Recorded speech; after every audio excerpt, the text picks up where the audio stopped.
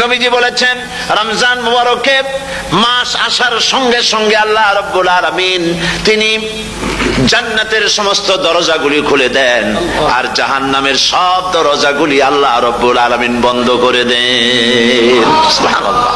আর শয়তানকে শৃঙ্খল দিয়ে বেঁধে ফেলা হয়, শিকল দিয়ে শয়তানরে বাঁধা হয়ে যায়। এই হাদিসটা যখনই শোনাই বিভিন্ন জায়গায় লোকেরা বিভিন্ন জায়গায় প্রশ্ন করে, হুজুর কোন তো যে শয়তানরে বাঁধতে হয়, কিন্তু রমজান মাস হতো লোকেরা মদ খায়, মিথ্যা কথা কয়, তাহলে শয়তান বাঁধা থাকলো কেমনে? আমি বলি দেখেন, এরও ব্যাখ্যা আছে। এর ব্যাখ্যা হলো এই, কোন কোন ঘড়ি আছে একবার চাবি দিলে 6 মাস চলে, আর একবার চাবি দিলে 2 বছর চলে, আবার চাবি দিলে লাইফ চলে যায়, এরকমের ঘড়িও আছে। কোন কোন মানুষের শয়তানে এমন চাবি দিছে যে চাবিতে 6 মাস চলে, কোনটায় 10 মাস চলে, কোনটায় বছর চলে।